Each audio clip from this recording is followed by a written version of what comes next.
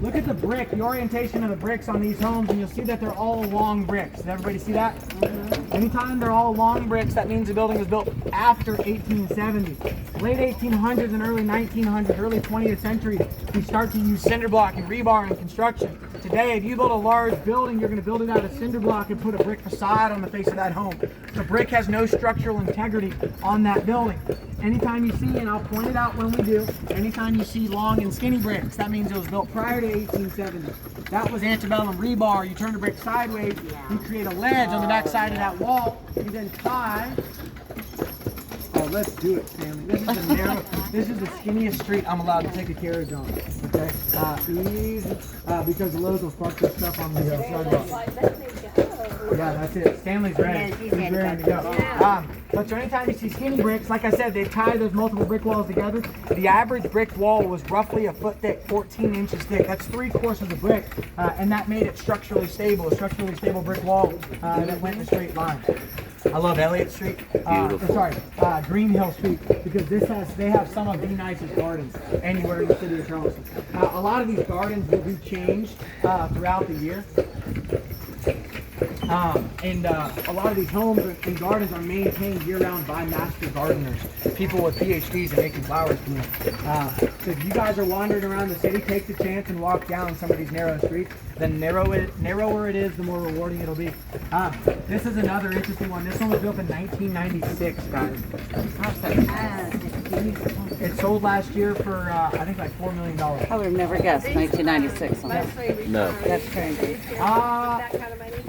No, so a lot of, like I said, Edison and Law, so there are a lot of younger couples moving into some of these homes.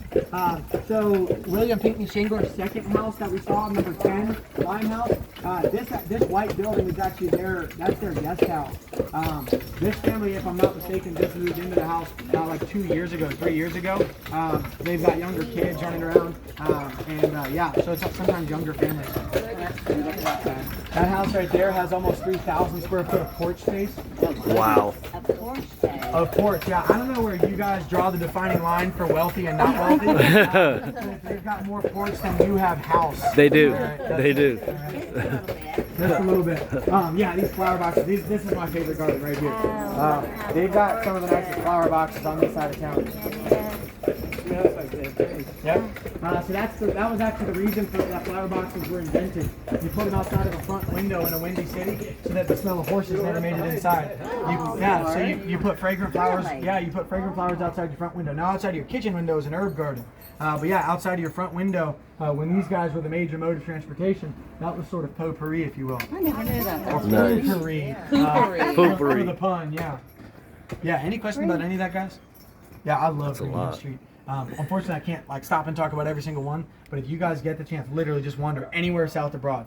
Rent those bikes, ride around, get lost. It's so much fun down here.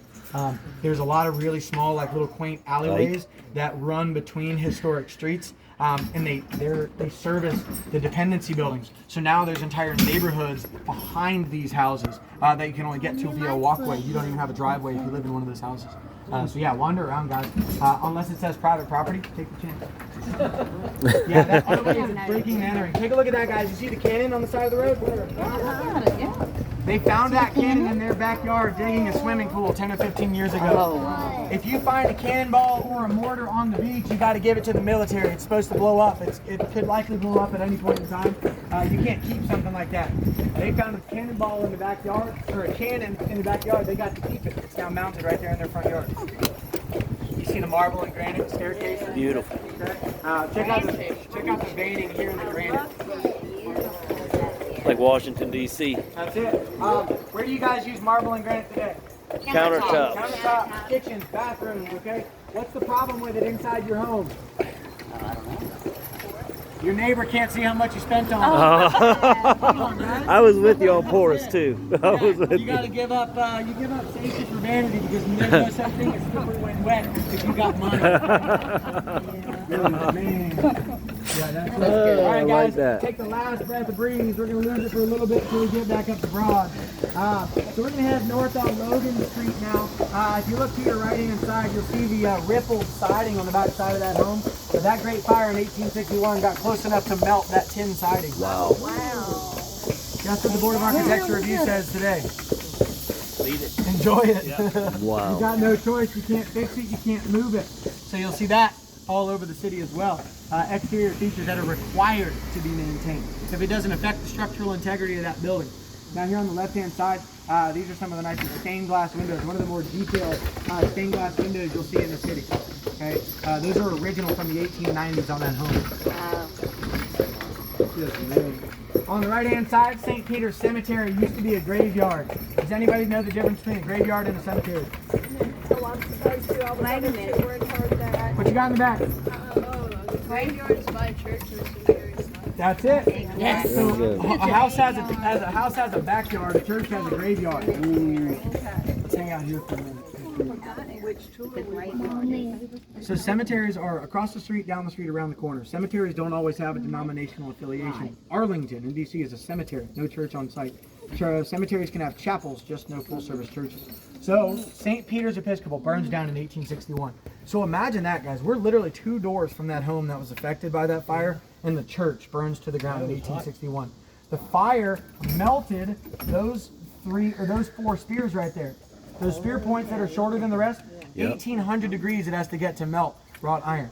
So it melts those spears. It warps that gate in a few different areas. They've now built a condo building there, and the cemetery can't be moved. Here on the left-hand side, 13, 15, and 17. These next 3 homes were some of those that have been lifted off of their original foundation. They were all on originally an 18-inch foundational wall and are now on about a 4, 6, and a 6.5 foot foundational wall. Easy. Here on Logan Street.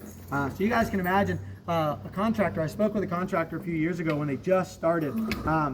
They can't really give you an estimate on how much you're going to spend because they don't know how far they're going to have to dig, how much cement they're going to have to use. Yeah. Hike. I'm going to make you stand still.